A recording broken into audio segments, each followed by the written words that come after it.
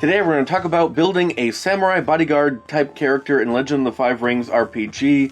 Now, there are a wide variety of definitions that I guess would fit the bill, would scratch your particular itch for playing a samurai bodyguard. I mean, really, it could be that in the lore you worked as a bodyguard, and so can you do damage? Yeah, can you hurt people? Okay, fine, I guess that works good enough for you. Typically, these bodyguard Yojimbo are Bushi type, your more martial focused characters, but I don't know, it could be a Shugenja, you got some good offensive spells, or maybe a monk, depending on that particular monk order's lore, I guess, and also, like, there are certain types where it's like a good defense is a good offense sort of a thing, like the Kakita Duelist, the Sapun Palace Guard from Emerald Empire Sourcebook, where they're more on the Ujutsu, the strike where it's like a one-shot, one-kill from the scabbard kind of a thing, and they do a lot of burst damage. That could be your style of bodyguard, especially from the lore with those two examples. It makes sense. They tend to guard important diplomatic type people, but really, when I'm talking about the specific itch I want to scratch is someone who mechanically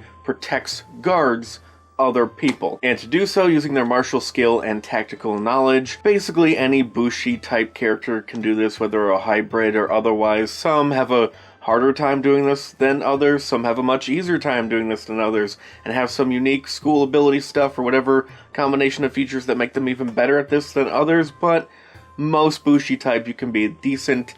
And that's because it really revolves around a guard action and two techniques. One which feeds on and makes your guard action even better. And it's because the strategy really revolves around an action that everyone can do and a pair of techniques that anyone who has access to kata can get. So first of all, the guard action is just a normal part of game. Anyone can do this, where you take the guard action, roll a tactics check, and protect someone at weapon range. And yes, weapon range, that even means a bow and arrow. I talked about in my archery episode, you can do like suppressive fire to protect someone at the range of a bow and arrow, and add a defensive buff on them depending on how well you roll. Could make that defensive buff even better. But you probably don't want to stick with a bow and arrow for this, because the other techniques which sort of build on top of this directly or just help thematically with making a bodyguard, they use melee weapons. So Crescent Moon style, or Crescent Wave, Crescent something style is a technique, tier 2 technique,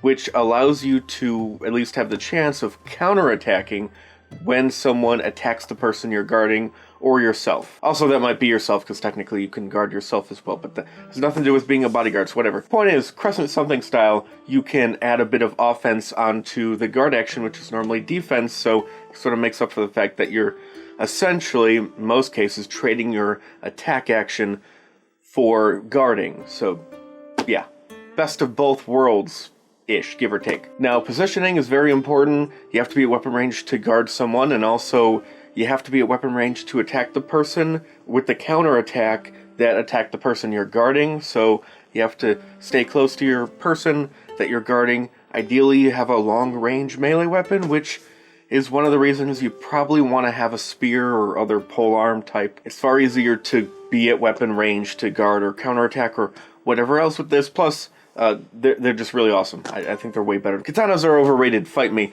But the other reason we probably want to get a polearm is that this other technique, which is also a rank 2 technique, it only applies to polearms. So Iron Forest style is a technique where basically when you attack, you have a chance of being able to sort of lock off the area of weapon range around you to enemies in sort of different ways. One in a more indirect deterrent sort of way, where you just poke them with damage as they, like I poked the microphone just now, you poke them with damage as they get near you, and so that's sort of a deterrent, I guess, or maybe they take enough damage in this manner, they might say, screw this and we'll go around, or whatever. But also you can stop them in a more direct way, because if they're affected by Iron Forest style, they have to do a check just to get closer to you, which is great for personal defense, keeping people at bay, especially if they have like just a knife or unarmed or even just a katana. You can keep them at your polearm range, which is wonderful.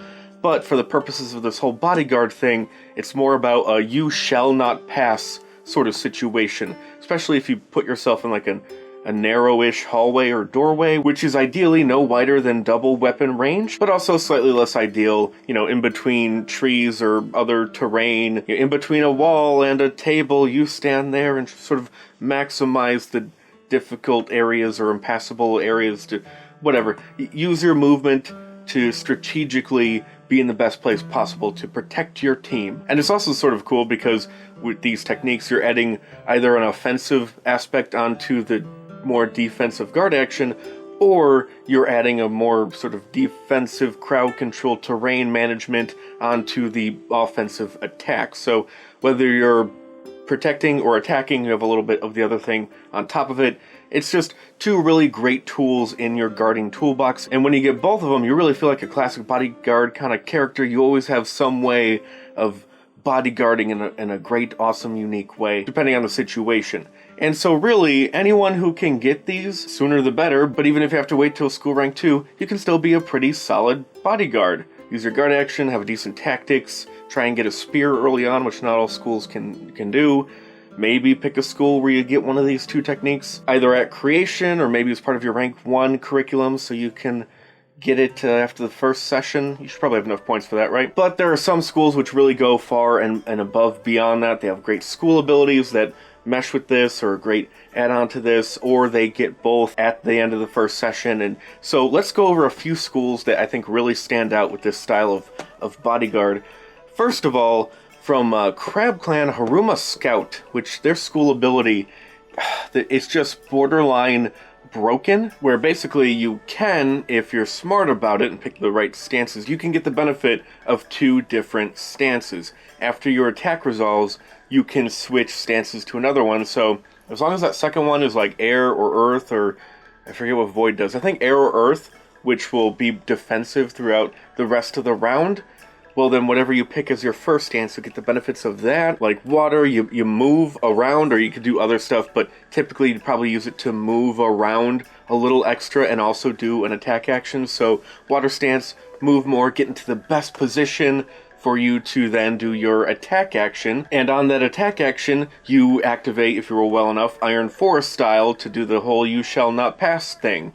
And so that meshes really well. Or even if you're not attacking, you can still just be in water stance, get into the best position, guard. So that mobility makes anyone with an emphasis on water, like the Haruma Scout, a pretty decent way to go. It's not necessarily the most single important bodyguarding ring. It's debatable. There's a few that you could go with. I like that they have air because, well, one, with this character, you'll get the benefit of air afterward, after your attack, go into air mode, and then you're more defensive, which is probably a thing you want if you're doing the whole Iron Forest style and people are trying to get past you, and some can get past you. They're not going to be affected, but even if they are affected, they still might get close enough to do damage, and so being a bit more defensive with the air style, it's not a bad way to go. It's a good combination. They also get a spear as their starting equipment, which is nice. They're prepared for that. It's going to be a while before they can get those 2 big techniques. They don't really get any of that early on, the Crescent whatever style and the Iron Forest style, so you'll have to wait till the normal time of Tier 2 to get those, but still a good school in general, and they can make a fine bodyguard. Also, 2 free ranks of tactics if you pick the right family, which is always great. Next, let's move on over to Quartz of Stone for the Sheikah Spear Dancers School, which, yes, I did do an entire video on before. You should check that out. And I put them sort of slightly above Haruma Scout as one of my favorites, mostly because of the lore. They have really cool, probably some of the best bodyguard lore in the game. They protect people, but in secret. No one's supposed to know that they're protecting someone, or that they're even capable of protecting someone in the first place. The biggest standout with them is that, yes, they have to wait just as long to get those 2 techniques I mentioned, but they are part of the curriculum, which they weren't with the Haruma Scout, so I guess they're slightly better in that regard, more well-suited towards the bodyguarding thing than Haruma Scout. But until you get those techniques, you do have a couple different things. One from your school ability, another from your starting spear, or possible starting spear, the Kamayari, which I like. And also, at creation, you get Trip the Leg, a new technique from this. All 3 of these things can add a status effect onto enemies. Not all of them are necessarily conducive to bodyguarding, but you have a wide variety of tools here to sort of disrupt and screw with them.